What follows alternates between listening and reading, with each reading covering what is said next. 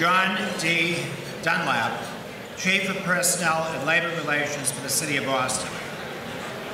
The 2012 Cushing Gavin Award for Management goes to John D. Dunlap, a member of Mayor Thomas M. Menino's cabinet and among the City of Boston's most innovative public managers.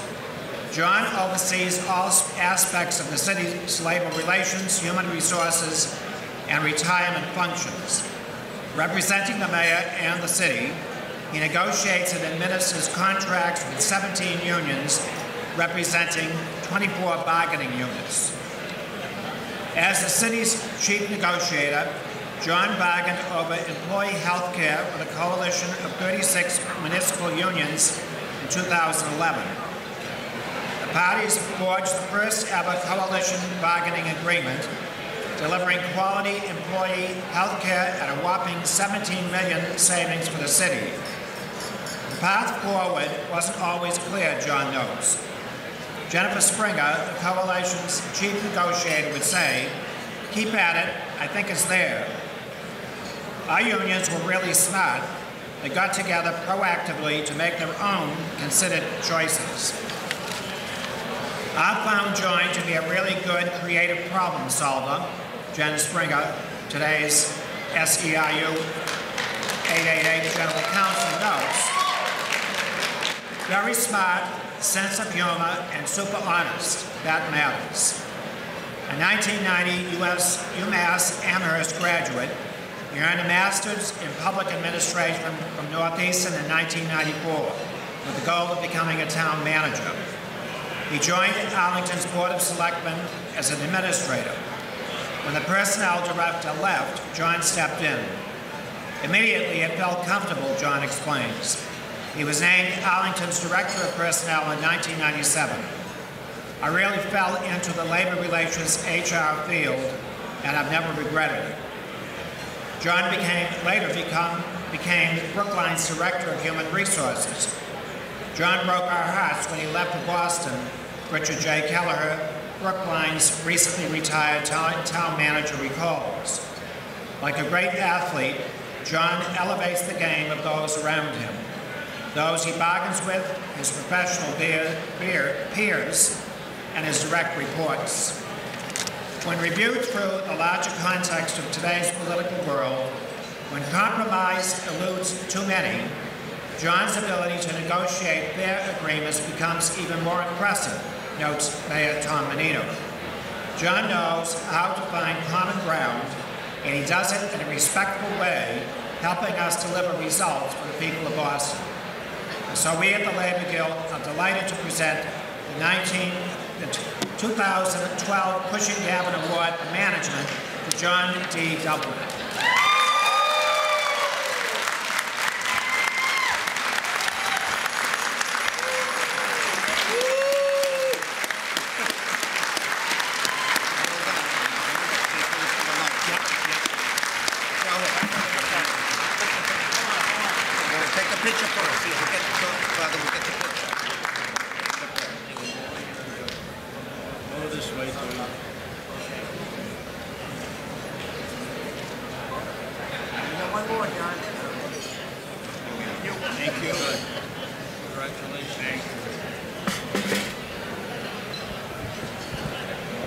Good evening.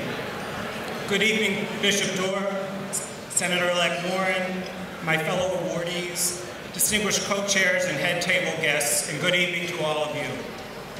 I am truly honored to receive the Cushing Gavin Award for Management Representative, and I sincerely thank the members of the Selection Committee and all of the members of the Labor Guild. Because this award means so much to me, I'm particularly excited to be joined this evening by the members of my family and a number of my nearest and dearest friends.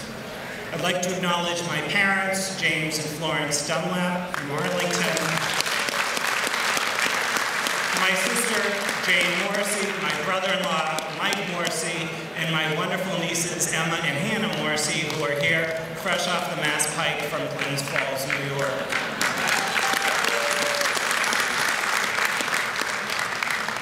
My family and friends have suffered through countless stories about labor negotiations. This was truly a labor of love because no one has ever accused me of cutting to the chase too quickly when delivering a story. However, being the wonderful family and friends that they are, they've always lent an ear, and that's been a constant source of support and encouragement throughout my career. I've been very fortunate that throughout my career, some truly outstanding public servants take a chance on me and give me an opportunity to work in the field of human resources and labor relations. These individuals offered their time, knowledge, and patience to help me develop both as a person and as a professional. Foremost among them is our mayor, Thomas Menino. Mayor Menino has taught me that no matter what the issue of the day,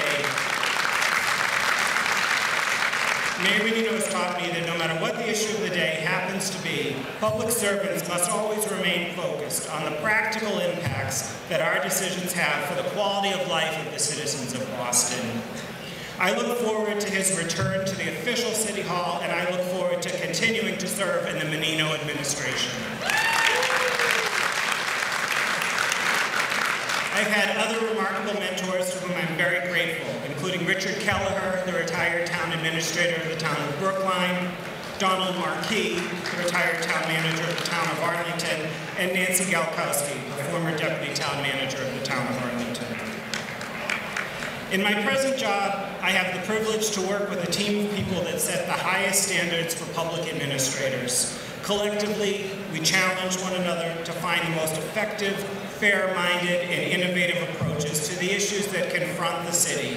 It has been my privilege to work with Paul Curran, the city's Director of Labor Relations, Meredith Wienick, the city's Chief Financial Officer, and many other exceptional employees and friends of the City of Boston, too numerous to name. In order to succeed in the field of labor relations, you must have strong relationships with labor representatives as well. I've had the opportunity to work with some incredibly talented and committed union leaders. I could never mention all of them, but I would like to mention two specifically. Steve Dolan was a longtime business agent for AFSCME Council 93. Steve came up through the Arlington Public Works Department as a mechanic and eventually became one of AFSCME's leading business agents. Steve came to every disciplinary hearing, insisting that the employee in question not only be cleared of any wrongdoing, but also be promoted and receive a commendation. Steve taught me that strong disagreements and powerful advocacy could simultaneously exist with good humor and goodwill between the parties. Steve treated everyone in a manner that made you want to resolve issues with him. I had the pleasure of working with him in AFSCME in both Arlington and Brookline. Sadly, he passed away a few years ago, but I considered it a tremendous pleasure to have known him and worked with him. Jennifer Springer is the General Counsel and Director of Field Services for SEIU 888. Jen and I have sat across the table from one another on major negotiations. Even in the toughest negotiations, Jen always challenges me to keep trying to find the resolution. Last year, the city was engaged in a very high-stakes, high-profile negotiation with a coalition of all of the city's unions relative to health insurance benefits. Late in the process, we hit a major wall over the relationship between the potential agreement and pending state legislation. Absent any idea what to do, I did what comes naturally to me. I went to J.P. Lick's for an ice cream. There, I met with Jen and the fire union president. The three of us spoke very candidly about the differing needs within our bargaining teams. Absent such a candid conversation, each party would have assigned incorrect motives to the other party, and an impasse would have remained unresolved. Ultimately, we reached a comprehensive 4-year agreement. For the record, the ice cream was well under the State Ethics Commission $50 gift restriction. Despite all the hard negotiations, tough issues, bumps, bruises, and intermittent blowouts, I am very proud to be able to call Jen and many other municipal labor leaders my friend. In preparation of this evening, I read the Labor Guild's charter. The mission statement reads, "The Guild promotes justice and good order in area workplaces by inspiring, motivating, and helping men and women to act with conscience and know-how and courage in labor management relations. I think that mission statement is as relevant today as the day the Guild was founded. I've decided to print it out and tape it to the cement wall next to my desk at Boston City Hall. I plan on reading it and rereading it as we work together to face the many challenges that lay ahead.